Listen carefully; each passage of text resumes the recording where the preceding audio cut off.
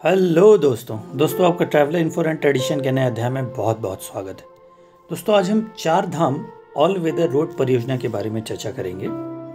दोस्तों करीब 12,000 करोड़ रुपए की और लगभग 890 किलोमीटर लंबी ऑल वेदर रोड परियोजना के 53 कार्यों में से करीब 153 किलोमीटर लंबी के 13 कार्य सुप्रीम कोर्ट के आदेश के बाद बंद थे और अब ये अनुमति सुप्रीम कोर्ट ने दे दी है इसे बनाने के लिए।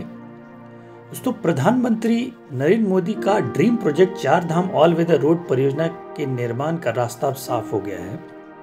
दोस्तों पर्यावरण कारणों से सुप्रीम कोर्ट ने परियोजना पर रोक लगा रखी थी, लेकिन न्यायालय ने सीमांत सुरक्षा और सामरिक महत्व को ध्यान में रखते हुए परियोजना निर्माण पर लगाई रोक को हटा दिया है। दोस्तों बता दें कि अधिकारियों के अनुसार करीब 12,000 करोड़ रुपए की जो 890 किलोमीटर लंबी ऑल वेदर रोड परियोजना है उसमें करीब 53 कार्य ऐसे थे जिन पर अनुमति नहीं थी सरकार को कार्य करने के लिए और इस पर रोक लगा दिया गया था। दोस्तों ये 8 नवंबर 2020 से केंद्र सरकार सुप्रीम कोर्ट में परियोजना के लंबित कार्यों को पूरा करने के लिए पैरवी कर रही है और अब इसके लिए सरकार को अनुमति भी मिल गई है।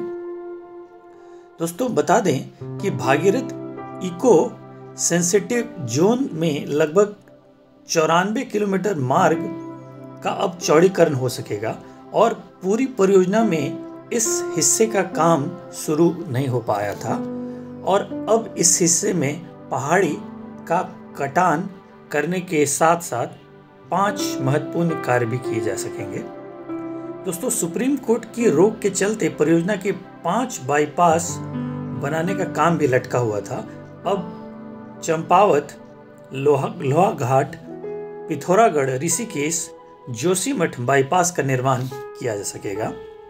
इसके अलावा दोस्तों खाटलैंड स्लाइड का उपचार बेनाकुली से लामबगड़ के मध्य मार्ग, धरासू बैंड से यमुनोत्री तक मार्ग का चौड़ीकरण हो सकेगा।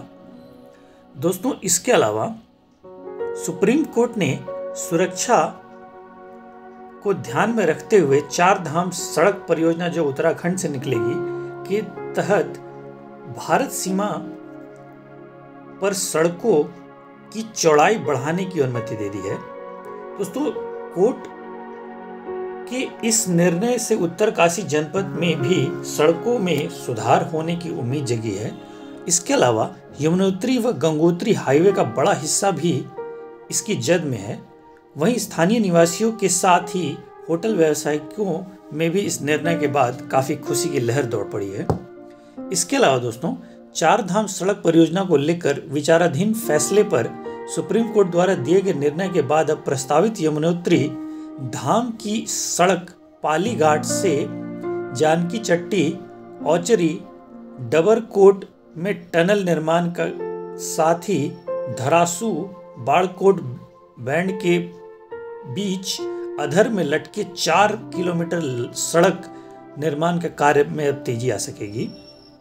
इसके अलावा दोस्तों चार धाम सड़क परियोजना को सुप्रीम कोर्ट से के फैसले के बाद यमुनोत्री हाईवे पर औजरी डबरकोट में नासूर बन गए भूस्खलन जोन पर टनल बनाने की उम्मीद अब जग गई है और साथ ही चार धाम यात्रा में पिछले 5 सालों में ही हो रहे परेशानी से निजात भी अब मिल पाएगी। इसके अलावा दोस्तों यमुनोत्री हाईवे पर श्याना चट्टी के पास औजरी डाबरकोट में लगभग 2017 में भूस्खलन होने के कारण दुर्घटना की आशंका बन गई थी।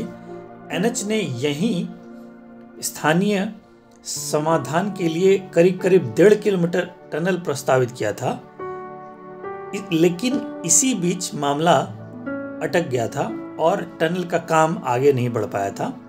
लेकिन अब टनल का काम भी बढ़ेगा और इसके चौड़ीकरण की भी काम किए जाएंगे की संभावना जताई जा रही है। इसके अलावा दोस्तों, चारधाम सड़क परियोजना को लेकर सुप्रीम कोर्ट के निर्णय पर होटल कारोबारियों व पर्यटन व्यावसायिकों ने खुशी भी जताई है। सुप्रीम कोर्ट ने अपने निर्णय में सड़कों की चौड़ाई 10 मीटर करने का आदेश दिया है। इससे सामरिक दृष्टि से चीन में मुकाबला आसान हो जाएगा और साथ ही पर्यटन पर भी इसका अनुकूल प्रभाव पड़ेगा और वर्ष भर पर्यटन गतिविधि को मजबूती मिलने का आसार भी नजर आ रहा है।